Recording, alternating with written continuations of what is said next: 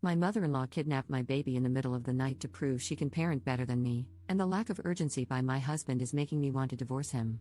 Posted by u/TW5676. I made a throwaway for this because my husband knows my username, and I don't feel like being surrounded by any more drama right now. So, a little backstory. My husband is an only child, and his mom has always been very involved. We got along somewhat, but she always sort of crossed some lines.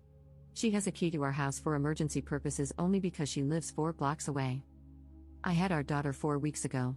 She has been over at least 3 days every week since I had her. She's always telling me what I'm doing wrong and how she'd do things differently. The baby is up every 2 hours at night, and she insists she'd sleep through the night if she could stay at grandma's. I told her I'm not comfortable sending a breastfed baby away overnight at just 4 weeks. This past week, she kept pushing the issue no matter how many times I said no. Last night, we put the baby in her crib. We stopped room sharing because the baby was so loud I couldn't get any sleep whatsoever, so my husband has been getting her when it's time for her to feed. My husband fell asleep early, and I dozed off. I woke up 4 hours later and started to panic because she hadn't made any noise. I was sure she had died of SIDS. I went into her room, and she was gone. I froze and started screaming her name around the house like she would somehow pop out, as if it were all a joke. My husband woke up in a panic and just screamed, "What's going on?" over and over. I ran to my phone to call 911 and saw a picture message from my mother-in-law of my sleeping baby in her arms with the caption, "Sleepover at Gam Gam's." I was immediately enraged. I screamed so hard I almost vomited. I called her and saw red. I told her I was coming to get the baby and that she would never see her again, and to never contact our family again. My husband decided it was best if he went to get her. When he came back, he said his mother had let herself in to give us a break, that she was sure we'd hear the text, and she thought we would be thanking her for a night's sleep. I do not give a flying F. I hate her. I cannot forgive her for this. My husband thinks I need to calm down, that we just need to get our key back.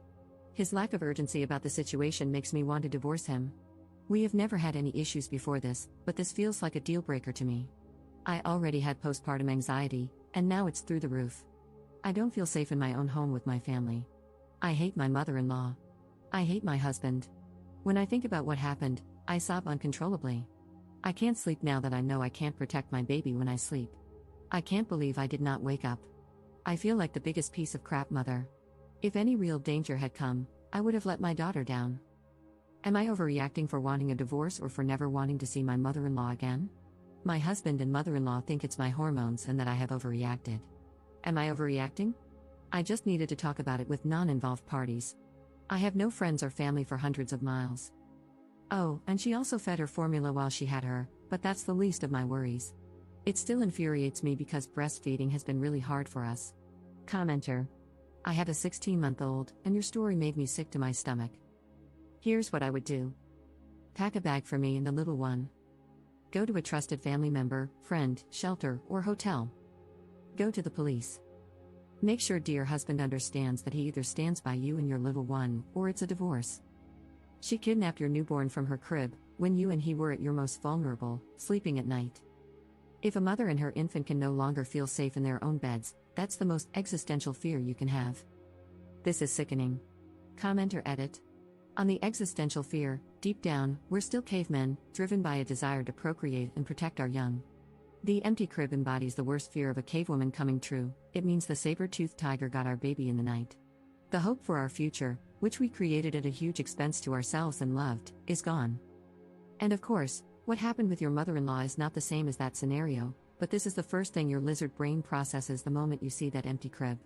That feeling is going to stay and may mean you'll never feel secure going to sleep again. This is why it's so important to realize just how serious a breach of trust this is. Update 1 day later. I just wanted to give everyone a quick update. I didn't respond, but I've read every comment, and the support I've received has meant so much to me. I bawled reading them because I finally felt like someone was on my side. I called my mom late last night, and I got a hotel.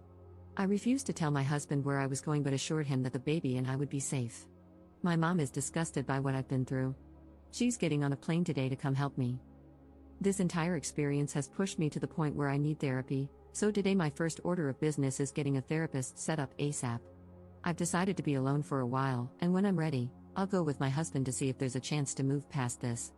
Right now, I still don't want to, but I also agree that I'm not in the right place to make life-changing decisions. Either way, I can never move back into that house. I don't know what my plan is beyond the next few days, but I'm just going to take it day by day for now. As for my mother-in-law, I'm going to the police today to find out how to get a restraining order. She and my husband keep saying, but she was safe. She was never in danger.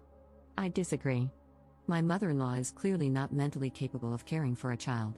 Who knows what else she would do because she feels she knows best. Thank you all so much. I can't tell you how much the support from some internet strangers has meant to me. Second update 2 weeks later. I want to thank everyone again who thought about me after my first post. These past 2 weeks have been crazy for me emotionally, but I saw the request for an update and wanted to let everyone know what was going on, even though it's been generally uneventful.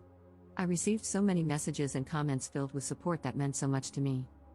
Shortly after I wrote that post, my mom arrived to help me get through my anxiety and support me. By the time she got here, I was in a hotel and still had not slept. It had been way too long without sleep, and I think the deprivation was making me feel even crazier. She came and sat with me while I slept, and it was the most helpful thing anyone could have done for me. My husband asked to talk, so I agreed to meet with him.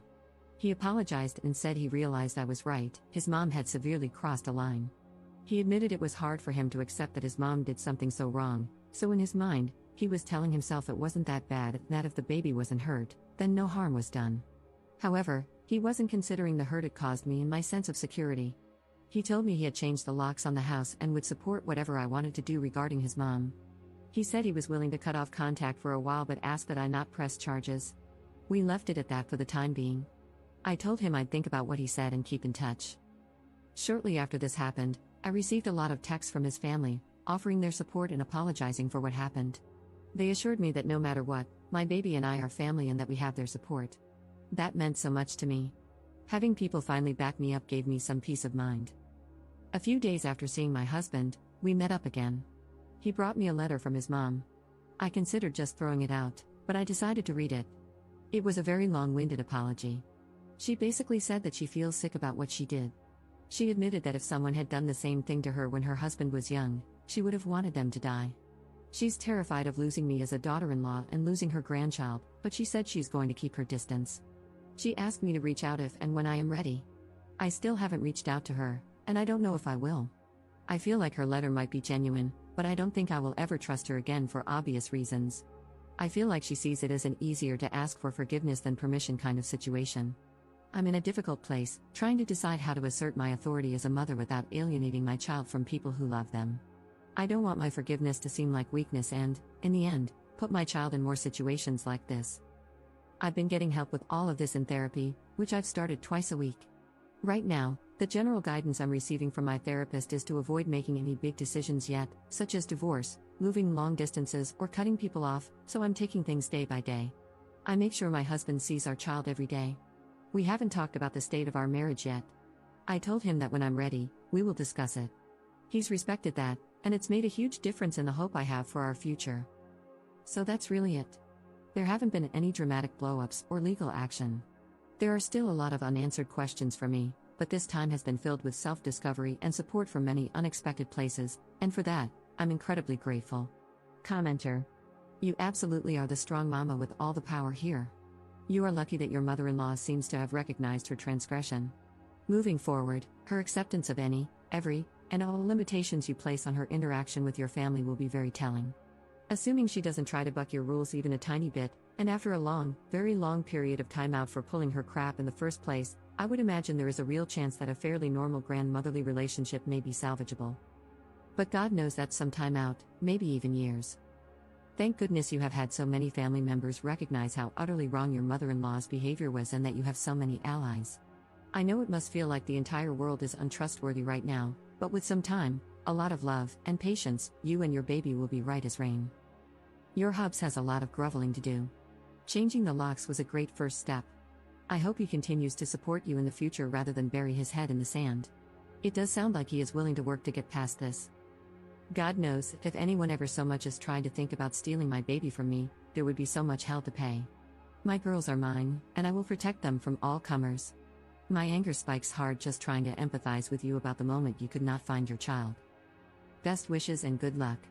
It sounds like you are doing what you need to do, and that is perfect, and all you can do.